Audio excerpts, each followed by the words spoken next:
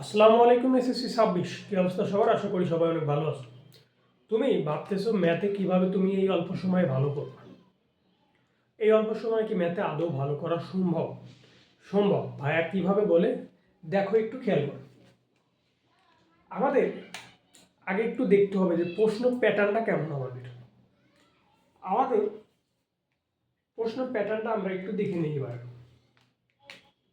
তার আগে একটু দেখে নিই আমাদের কি কি অধ্যায় আছে। চলো আমাদের যদি আমরা দেখি কি ব্যাপার, হ্যাঁ, বীজগণিত বিভাগ,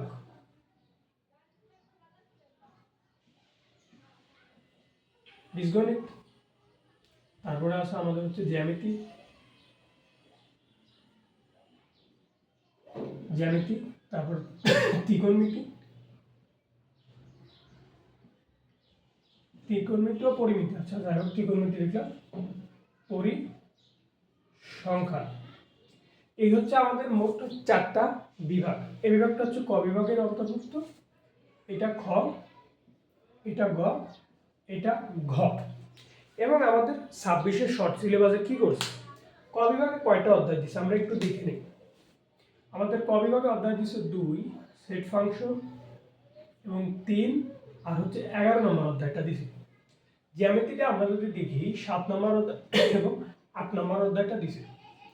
ত্রিকোণমিতিতে যদি আমরা দেখি ত্রিকোণমিতির 9 নম্বর অধ্যায় এবং পরিমিতি 16 নম্বর অধ্যায়টা দিছে। পরিসংখ্যানে তো একটা অধ্যায় 17 নম্বর অধ্যায়। এই মোট আমাদের কয়টা অধ্যায়? 7টা অধ্যায়। না কয়টা অধ্যায় হলো? 3, 5, 8টা অধ্যায়। এবং কি বলতেছে আমাদের ভাইয়া এবার, আমাদের প্রশ্নের প্যাটার্নটা কেমন হবে? প্রশ্ন বলতেছে আমাদের সিকিউ হবে, সিকিউ সিকিউ হবে তোমার হচ্ছে 50 মার্ক, এসকিউ বা শর্ট কোশ্চেন হবে 20 মার্ক এবং আমাদের এমসিকিউ হবে 30 মার্ক। এই হচ্ছে আমাদের মোট 100 মার্ক। এখানে আমরা সিকিউটা একটু দেখি, আমরা কিভাবে সিকিউতে ভালো করব। আমরা যদি একটু দেখি, আমার একটা শর্ত দিয়েছে, শর্তটা কি বলতেছে ভাইয়া, যে প্রত্যেক বিভাগ থেকে 2টা করে মোট 8টা প্রশ্ন থাকবে। প্রত্যেক বিভাগ থেকে 2টা করে 8টা প্রশ্ন থাকবে এবং ন্যূনতম একটি করে দিতে হবে প্রত্যেক বিভাগ থেকে।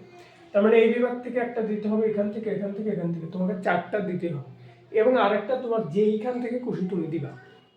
ভাইয়া চলো আমরা একটু দেখি, এখান থেকে প্রশ্ন আসবে কয়টা? 2টা।